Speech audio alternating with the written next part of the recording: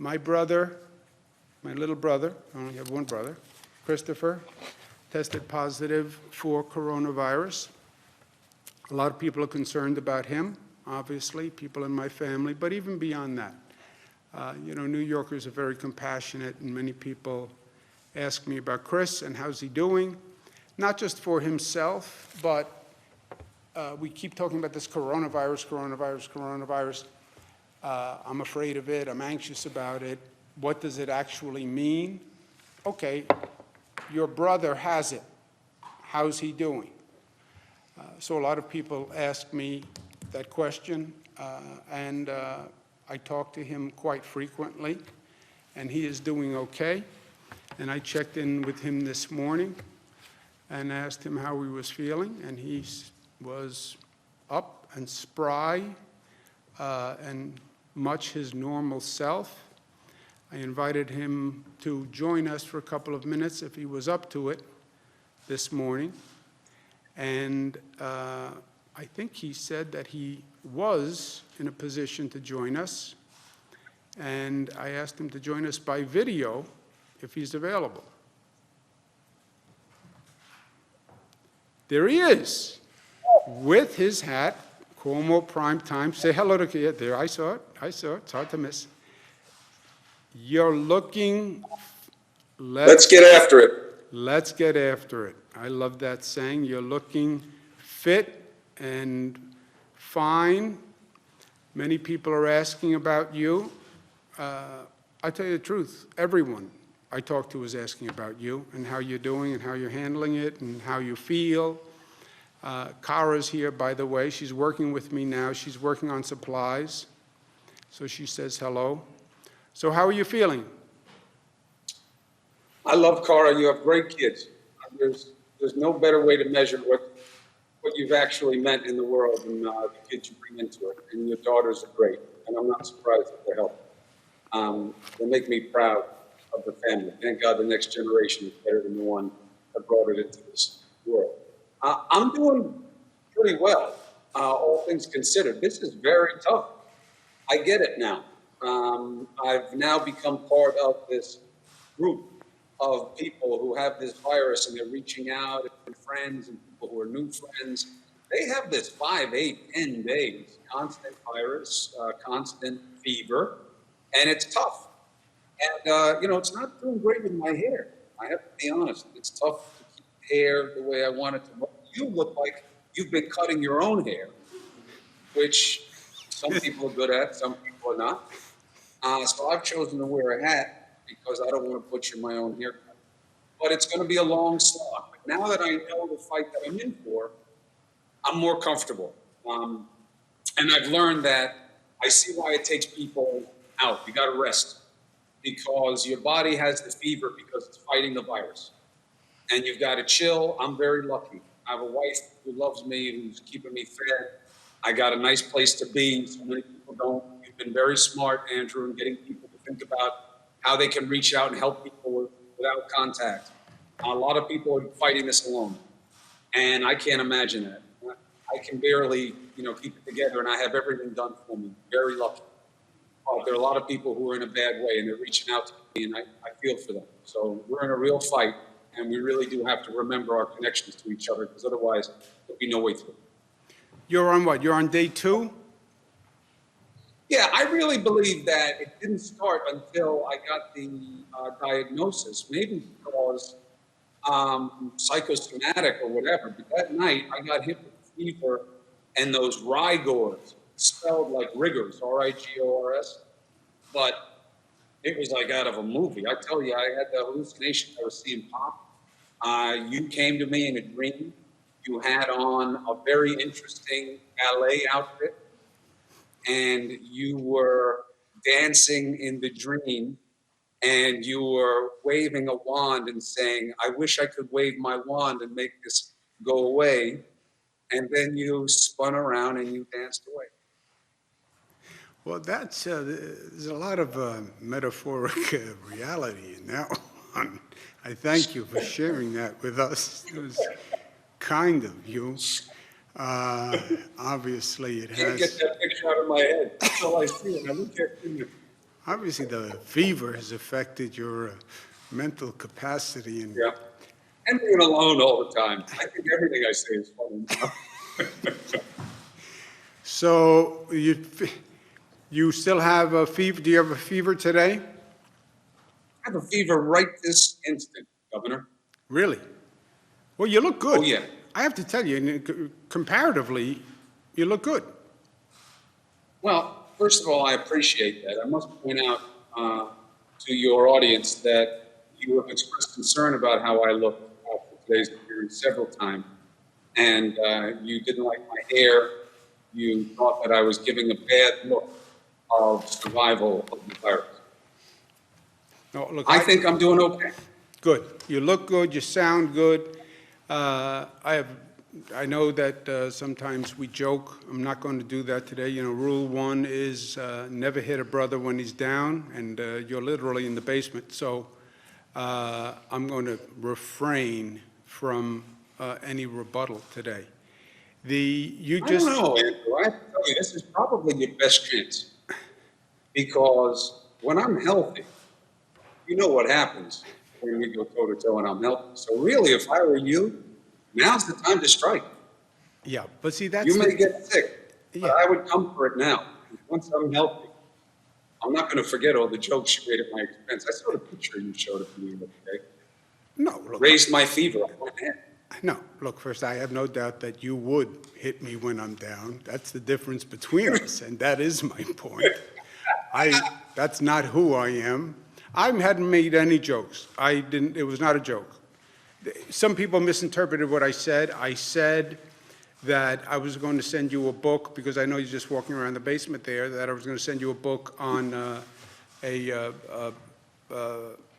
beginner's guide to striped bass fishing. But that's only because, you know, you normally fish for porgies, and it's totally different to fish for striped bass than porgies. I was never saying anything that was in any way offensive. Well, I appreciate the book. I like to learn. I love to read. I love to fish with you. It's one of my favorite things to do. You're the only person I've ever known who fishes in all white, because you have no expectation of getting any kind of fish or any type of substance on you at any time when you fish, which has been great training for the virus. You have lived a sterilized existence pretty much the entire time I've known you. Yes, I believe you can fish and still stay neat and clean. I'll tell you this. I love these press conferences. I think you should have one every day. Yes, I have been. I know you haven't noticed. Oh. Yes, Sorry. yes, it's sort of like the way you have a show. Yes, I do a briefing. You have Cuomo primetime, I have Cuomo all the time. That's the difference. Yeah, I Yeah, saw the hats that. are available, by the Yes, way. it is a good-looking hat. And 1 hour a day. I work 23 hours a day. That's like the mathematical balance. But You anyway. need you to. You have to keep the state. Yes. That's your job. That's my job. I do believe this is going to be a great public service in a ironic way. People are curious about coronavirus. What does it mean? What happens if I get the virus? You living it, showing it, doing the show, reporting on how you feel, reporting on what you're doing.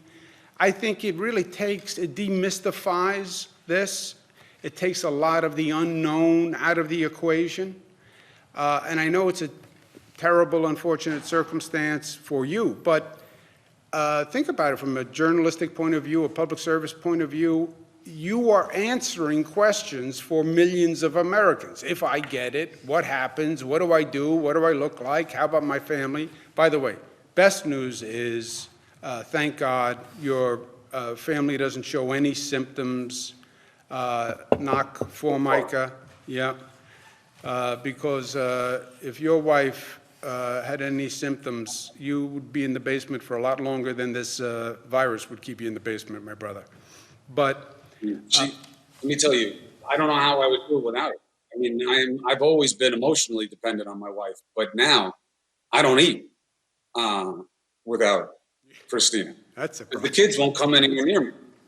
Yeah. The dogs won't even come down the stairs. Well, is I had that, to trick the dog to come in to take a picture with it. is that a So this relationship was- issue, or is that like a canine instinct issue? I wasn't. I think that, people get into survival mode. And they're like, look, big dog went down, doesn't mean we all have to go down. And they are keeping their distance. I get a FaceTime alert every once in a while. I get a text message. They are all very proud of you and what you're doing. I know how hard this is for you. I know it's frustrating when you can't control what you need and you know what you need and you know how important it is and you can't get it. And that is very tough. And I've watched it in real time with you. And I can tell people, of course, I'm your brother. I'll never be objective about you. You're my favorite guy. But I've never seen you work harder than now. And I've never seen you have this kind of desperation to source equipment, and you're drawing in from everybody you know. And you've done everything you can to stay positive with the federal government. And that is so important right now. And you're doing everything you can. Unfortunately, look, what's one of the big lessons in life that Pop always used to tell us? Certain things you're not going to be able to control. Certain things are going to happen. This virus is one of them. It happened. It's going to run its course. You guys can't put a number on it. I know there's a huge temptation to do it. I know you're using the models. I talked to Dr. Fauci and all the different experts. People want timing, but we got to be realistic. We don't know how long it's going to last. We only know what we control, which is staying away from one another. And if we do that well, things will go better. But sometimes in life, you got to ride it out. And when one of those experiences now, people will remember this period, maybe more than any other period in our lives. And people will be remembered for how they stepped up right now and what they did and what they didn't do. And I'm very proud of you, big brother. I'll tell you that. Well, look, I've said at this briefing, this is a transformative moment for the state, for the country. I believe that. I also believe it's a moment where you really see what people are made of. When the pressure is on, that's when you see all the cracks and you see all the strength. It's easy to be nice when everything is nice, but when the pressure is really on. And for you, when they told you you tested positive, a lot of people's instinct would have been to get in bed, pull the covers over your head, and just lay there. For you to get up, do that show, share with people, that is a strength and a character strength that is really incredible. And we joke a lot, but the strength that you showed here and the dedication to journalism and your skill and your ability to make this okay for people and to communicate it. You can do the coronavirus, have the coronavirus, but life goes on. I've been saying 1,000 times, 80% of the people get it and they will self-resolve, But you're showing that. And not many people would have stood up the way you have stood up. And I've always been proud of you. You know that. On a basic level. Not only do I love you, I've always been proud of you. But I've never been prouder of you than I am right now. You go get some rest. I love you. Everybody loves you. This is going to be fine. You're going to get through it, and you're going to do a beautiful public service in the meantime. And I'm proud of you. And then we'll go fishing, we'll have a drink, and we'll laugh about it. Go get some rest. Thank you for taking the time. Can't wait for that. And I know that I have to take care of myself. I won't do the show all the time. I'll do it whenever I can. People have been very nice in saying, don't work too much because you don't want to compromise fighting the virus. They are right. You're right to say that as well. And I hear all the advice. I love you. Thank you for letting me join today. I'll enjoy watching this now that I know it's a regular thing. I'll watch it every day because I'm stuck in the basement. Thank you. Thank you for saying such loving, supportive things. If you need me, you know where I am. Rule 1, never hit a brother when he's down, in the basement. Love you. In the basement. In the basement. Love you. Ciao.